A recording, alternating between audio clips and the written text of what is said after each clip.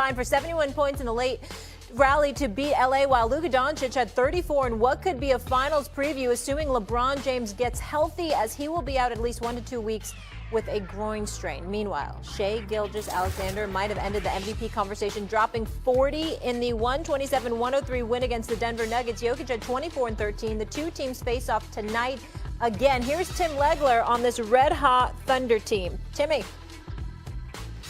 Jay Sharp, talk to me. Who had the better weekend, OKC or Boston?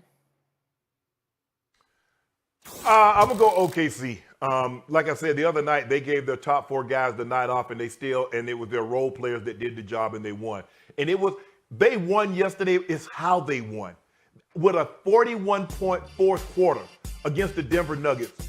And look, we know Denver is not an outstanding defensive team, but man, Shai doing what he does. You get Jalen Williams, and you got 3 or 4 guys off the bench that can consistently give you 20 points.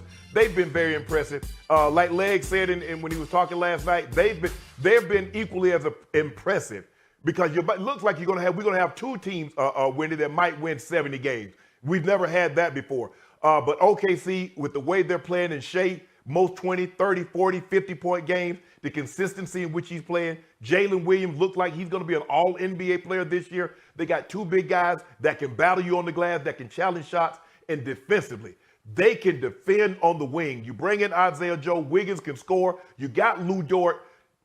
Man, OKC, I was very, very impressed. I got 5 on it. How about Jason Tatum this weekend? Sensational. You know, last week they had that on LeBron and Luka. 40. They lost that game to Cleveland. They've got some issues with the way they can hold the lead. That's why they're vulnerable. But Tatum scores 46 in that game against Cleveland last weekend. This weekend, the Lakers are flying high. He comes in there just, you know what? Here's the thing. I don't even think he played an A-level game. He did it. I mean, you know, he had 40. Tremendous. And also, I applaud Shannon for pointing out the depth, because he is exactly right. The difference between these teams at the top and the teams that are fighting to get there is that depth. And Al Horford is a piece of that depth. This is a guy who's about to turn 39 years old, who was the centerpiece of a game plan against one of the hottest teams in the league. And it was very prudent, and it worked very well. They used Al Horford as a weapon. They didn't have Kristaps Porzingis because he's been dealing with an illness. They need a big man against the Lakers, and they can just go to that gear with Al Horford. He can't do this every night. They don't need him to do it every night. But this is why the Celtics are going to be so hard to beat 4 out of 7, because they have the ability to go to an Al Horford. They have the availability to use Jrue Holiday as an attack dog defensively. They have the availability to rely on Derek White when Jaylen Brown and Jason Tatum are having off nights. They have Peyton Pritchard come off the bench. Their redundancy and their margin for error is why, to me, they have remained the favorite to win this entire season. I get where you're coming from. I understand it. But I'm going to go with OKC on this one. Did you see Shai Gilgeous-Alexander, who also didn't have the greatest game? That's true. But he still dropped 40. He did. Do you see, Malika Andrews came up with the nickname Shea Butter. I love it. Because, the brothers, but he is so special. This is who it is, MVP to be. Okay, should have been. He was my MVP last year. He's going to be my MVP this year. He's going to win it this year because he deserves it. And then you see Jalen Williams. I called upon him to come alive in the second half, because SGA needs your help, baby. What does he do? He shows up in the second half. He does his thing. You see, they got size. They got shot blocking ability. They've got defensive prowess. Look at this right here. NBA rankings in defense and hustle categories. Number 1 in defensive efficiency, field goal percentage defense, 3-point percentage defense, steals per game, turnovers forced per game, points off turnovers per game, deflections per game, loose balls recovered per game, charges drawn per game. Damn, this is the Oklahoma City Thunder. So I get what you're saying. OKC, UFC, KFC. OKC in 5. How about SGA MVP? Yes, I'm just saying. All right, guys, we got to leave it there because I've got a special treat for you coming up. In the figurative sense, 13 wins and counting. And listen, we've gone on record. Me and Randy are not farmers, but we know healthy calves when we see them. And none healthier than Spider Mitch and these Cavaliers trying to get to their second 14-game win streak of the season. This will help. Spida using his Cavs to elevate, hit the triple, 15 points for him. Cavs starting a run right here, less than a minute later. D-Wade in the corner.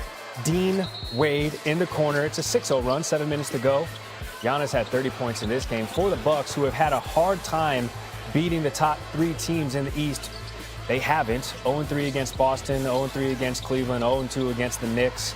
Isaac Okoro, he hit the triple, then he got a dump close range. Darius Garland, he went to Jarrett. It was part of a 13-0 run. The Cavaliers now get their 14th straight win, 112-100.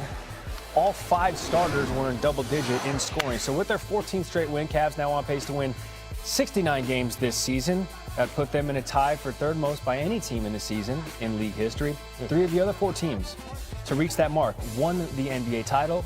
It was the Warriors who lost in 7. A lot of underrated cities involved here. Cleveland's a great city. Milwaukee's a great city. Milwaukee's OKC, a great city. Denver, tremendous. Let's get to the MVP self anymore. SGA got to work early, getting to the rim, getting to the basket again. He's got 40 in back-to-back games. He said that's what it's all about for me. I love MVPs. I love All-Stars. I love all the accolades that come with it. None of it matters if you don't win. Well, it turns out this is probably a cake and icing thing this season because OKC is winning and SGA is the prohibitive favorite to win the NBA MVP award, minus 700 points again. That's 3 straight games. You go with 8 rebounds and 5 times Thunder by 24. Now, OKC up 12 games on the Lakers and Nuggets with under 20 games remaining for most teams. Teams 2 through 5 out west jam-packed together. OKC could clinch the top seed as early as this weekend. It really is inevitable. All right, to that number 2 team in the Western Conference, LeBron James expected to miss at least 1 to 2 weeks with a growing strain. That, according to what sources are telling our Shams Charania. LeBron downplayed the injury after Saturday night's loss in Boston.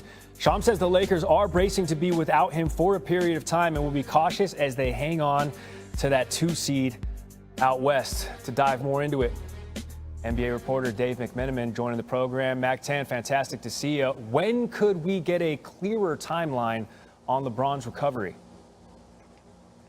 Gary, the Lakers training staff are allowing the groin injury for LeBron to, quote, calm down before they seek medical imaging. So that could be the course of a couple days before we learn more about what the strain is, whether it's a grade 1, grade 2. Obviously, grade 3 would be pretty devastating, but that's not the expectation here.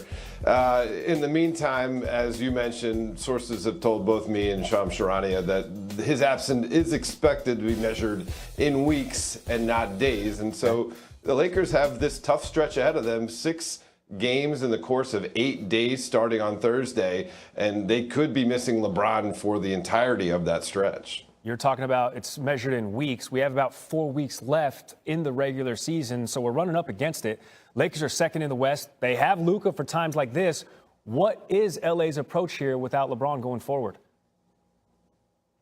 You know, a team source told me that it's business as usual, that they've already had to establish a next up mentality throughout the entire season, and this will only extend to the period that they're facing right now. There was no outside of the ordinary messaging that was delivered to the team as they had their meetings from Boston to New York in preparation for this Nets game, and certainly they had already begun to put the ball in Luka's hands. He's on a stretch right now, averaging over 30 points and 10 assists over his last 4 games. They're just going to continue to have him be the hub of the offense. And certainly the fact that they got Austin Reeves back from that that hamstring injury that he was feeling before LeBron had to go out is a benefit, because this will now be Luka and AR shouldering the load of the Lakers offense while LeBron's getting right.